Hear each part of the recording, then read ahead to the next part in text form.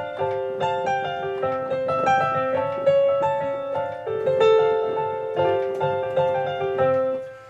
everybody, I'm Dr. Glenn Wixson, and this is another installment in the 7 Billion Geniuses series, the music metaphor for the 7 Billion Geniuses project. And I'm here to talk to you today about practice. So there's a lot of kind of outing of myself that I do in these videos in the project, the Mile Wide Project. And what I mean by outing is that I kind of I use my own personal experience to kind of break down these ideas about how we're supposed to be, who we're supposed to be.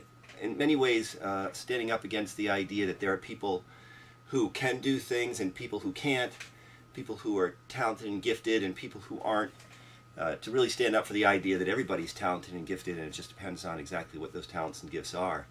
And so in the context of practice, like for example this thing.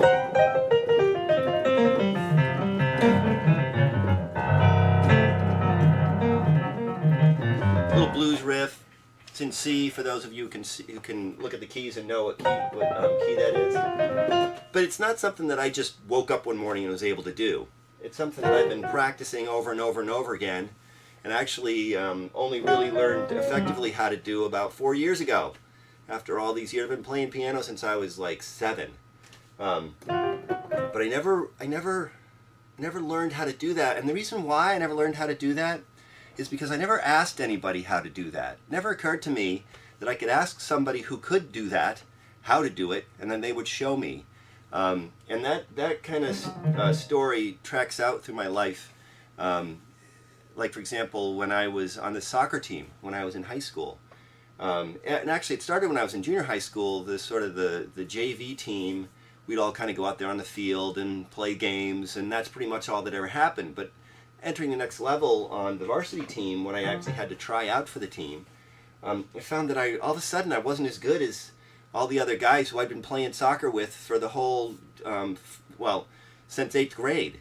And it never occurred to me that it was because they were practicing when they weren't at school, when I was home mostly doing music. But they were practicing soccer and getting better and improving their skills, and then they'd come out on the field and all of a sudden, wow, amazing, they'd be better.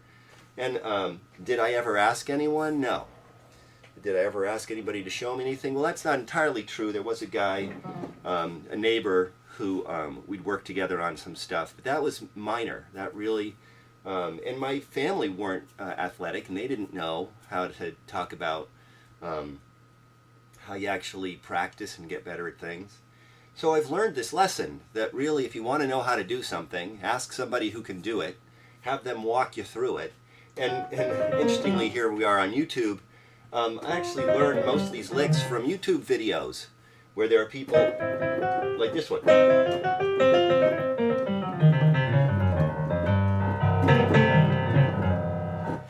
It's an old lick that everybody plays, but breaking it down so that I could see actually how it was done, and then putting myself in a position to kind of practice to learn how to do it.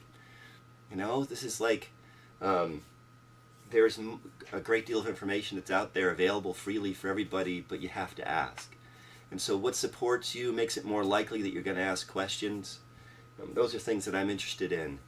And for me, it was just the willingness to say I didn't know. And I've said this many times to people, the biggest lesson that I learned from getting my doctorate was the willingness to say, no, I don't know that. I don't understand how that works. I don't understand this. I don't know this. Really, that's what I got from it, was to be able to say I don't know, so that I could find out what I didn't know. So this is, so what I'm going to do next is I'm going to talk to you about a song that I'm working on that I got into a little bit last time, and use that as an example of what I'm practicing right now.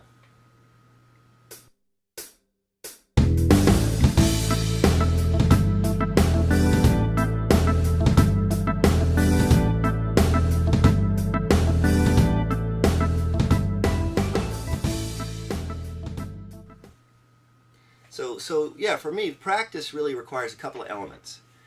One, and first and foremost, really is the willingness to say that I don't know, to admit that there's something that I don't know how to do, And then two is to ask somebody who does know how to do it and get support and help from them and instruction and knowledge from somebody else.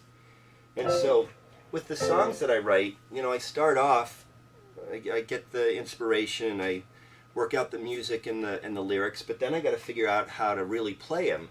And in this one, the style of the song is so different than anything that I've written, I guess. Well, it's different than anything I've written recently. And so figuring out how to play these chords and these sequences of chords has taken me some time. I'm just figuring out how actually to sing the song, which means to find the sort of the track of the melody, like I was talking about last time, the track of the melody as it goes through the song. And so remembering this sequence of chords, which is very unusual and different for me in the context of other songs that I've written, it takes time and practice. And so what I'm doing now in my own life is giving myself permission to take that time and to practice, and to learn how to do it, so that I'm able to share it with other people. So I'm going to do a little bit of the song, but I want to close out with that process, and then also with just these basic ideas of, first thing, practice is I say this a lot, we get good at what we practice, and so we got to pay attention to what we're practicing. Because a lot of times, prior to really being conscious about that idea, I was practicing things like worry and fretting and negativity and anger, and I got good at those things. Didn't realize that I was actually practicing them, but in retrospect, thinking about how much time I was engaged in those practices, it was a fair amount of time, and so I was able to engage in those kinds of feelings more readily than other kinds of feelings. And so now I'm working on and being more aware and attentive and centered, and kind of in the moments that I'm in, paying attention to what's going on around me, hanging on to ideas like gratitude and forgiveness and service and those kinds of things that I can actually engage with and think about in the context of really what I'm in control of and what I'm not. Forgiveness, acceptance, gratitude, and service are kind of four fundamental principles in my life right now. And so those are things that I can actively engage with, and that really kind of serve me in kind of my life rolling out in a way that I'm kind of psyched about. So anyway, so practicing the song. And so I have the words right here so that I can read them, because otherwise I'd forget what they are, because I don't know them well enough yet. But if I do them enough, I'll know them.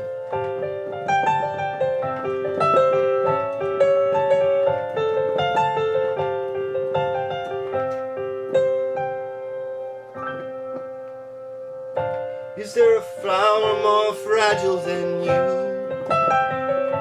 With just one touch and the moment is through. But the beauty and fire within keeps me, brings me closer than I've ever been. What is this foolish admirer to do? So I ended up on that E chord. I gotta tell you, I just remembered that it was an E chord right before I played it. Touch me not, don't you see? You would mean all the world to me if there was something that I could be to protect you and keep you from harm. I would keep all the wolves at bay and extol every word you say, just to know you and be near the warmth of your charms.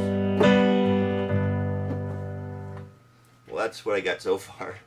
And so those mistakes, it's just part of the process. I got to allow myself to make those mistakes. Otherwise, I'm never going to get better. I'm never going to be able to play this song. If I flip out every time I play a wrong chord, I'm going to be done, and I'd rather not be.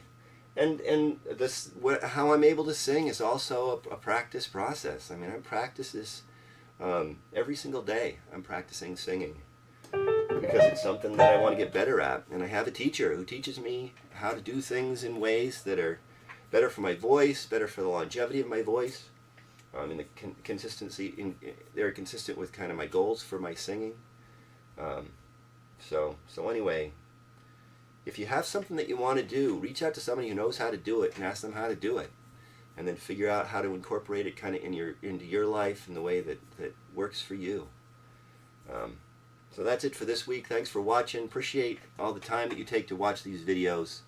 It really means a lot to me. Please subscribe and pass them around. Tell your friends if you find them useful. Not your friends, but these videos. Hopefully you find your friends useful.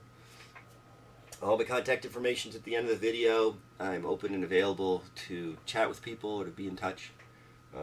So that's my promise to you, and please do stay in touch with me, and I'll see you next week.